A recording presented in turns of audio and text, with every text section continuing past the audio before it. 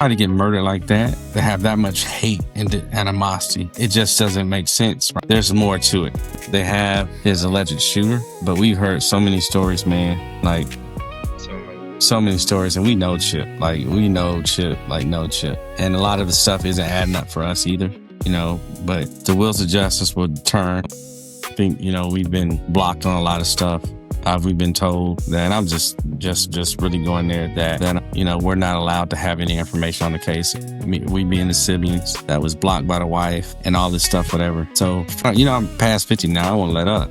After losing Michael, what I've learned, I've learned is that, you say what it is, what you feel and what you think, whatever. You let the wheels of justice turn. But at the same time, you can't be silent on BS that you see, So, and I just hate it for Chip, because I think Chip was doing the best he can to be the best father, Up until the day before, this happened. First thing he told me was that, he got his daughter for a whole summer. He wanted to see what he could do to help her get her stuff together. Right? So you can talk about just how he was murdered, shot. Yeah, he was found outside his daughter's bedroom. From what we can tell, it's like about 7 shots, 4 center mass. And what I could surmise by that is that he wasn't standing when all those shots went into him. So take it for what I won't get too much into the case beyond that too. I'll leave that. But that's a level of aggression that's for somebody that he didn't know, right?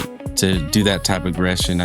Something put a batter in his back, or somewhere, some conversation, or some thought put a batter in this boy's back to be the monster that they're proclaiming him to be. And I think he is, right? He murdered my brother, but he didn't rob him, he didn't sneak into the house, So there's a lot of questions that we have, right? We know a lot of issues that Chip had, with just dealing with the family situation too, that just don't add up. And I know there's a lot that's being, said and portrayed, but man, Chip had a lot of issues, a lot of issues dealing with the family situation that he had.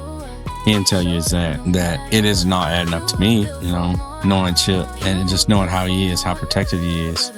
I was talking about patterns, man. What pattern changed? And like I said, Chip's pattern stayed the same. So then you just kind of, without digging deeper in, just saying what patterns changed throughout the whole thing. And that's kind of where we put our focus on, like, whether the patterns shift, and that'll tell you all the answers.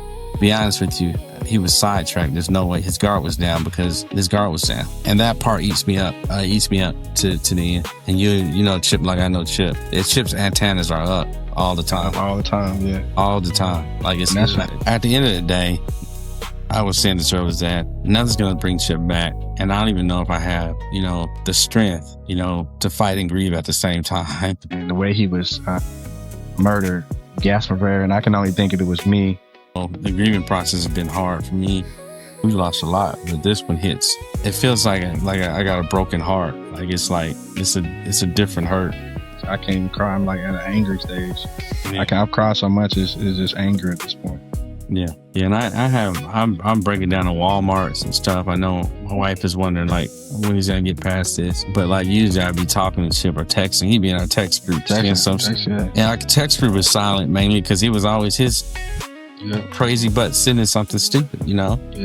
Like I don't know what answers, I'm even looking for. I just know that it ain't making sense. And nothing happens is gonna bring Chip back, and that's all I want.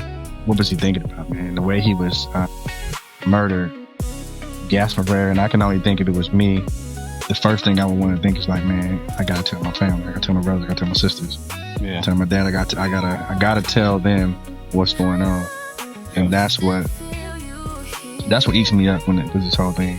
When I talked to him last, he was excited about just him being in control of his life, and there was a lot that he went through a lot, he was moving so much that he had to find a new job when he moved and trying to get stabilized and there was a lot that he was dealing with, and when I talked to him the day before he passed, it was like the first time in a long time he had together, and to have this happen to him with this type of boy in the house, to take him out company doesn't make sense, right?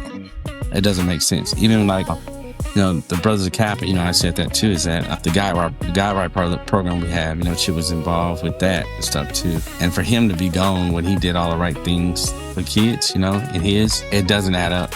And I think those are the things that bother me, that keep me up, is that you go through life trying to position yourself and your kids to be the best part of themselves, right? To tap into the best part of themselves. and to see him go out this way. And I don't like the way he's being presented either, right?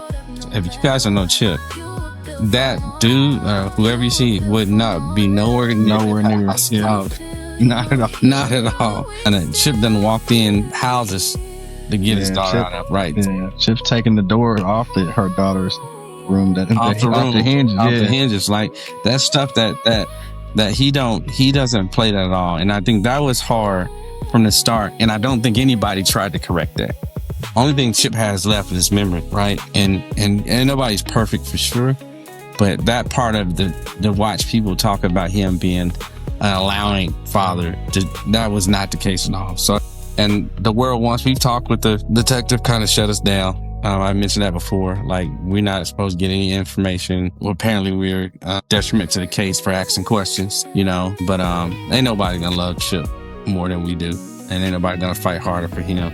Because I'm gonna tell you, we're not even guessing what he would do. He showed us. When we lost Michael, he was the same way. And I will tell you this, is that if it was me, if it was something happened to me or us, Chip would be down here in Kansas City tearing over every rock, right, to make sure he got to the answer. We try to get murdered like that, to have that much hate and animosity, it just doesn't make sense, right? He was already down to have that much hate. There's more to it, right? I mean, just the gruesomeness of it. You know, we were able to see his body through pictures, and until we saw his body, it was a week later, we didn't understand the veracity of the attack. You know, I was able to go down there and say my goodbye to him in person, and to see him, and just to see the atmosphere, because I'm not from there, I don't know anything, but to read the atmosphere in the room, you know, Chip may do it what it is, but even the atmosphere was different, right? I think it was more, it wasn't celebratory. I don't feel like it was celebratory for him, you know, it was more supporting. It was a support mechanism, and that part hurts the most because Chip was so much more, you know, and he's done so much more. So, because Michael was more than what just happened to Michael. Chip was more than what happened to Chip. Their lives deserve to be remembered, not just their deaths. So when you see two brothers sitting at the table, understand something. There are 4 brothers in the story. 2 of us are here to tell it. 2 of us live through the stories we tell. Life changed, our family changed, we changed, but brotherhood did. We still 4.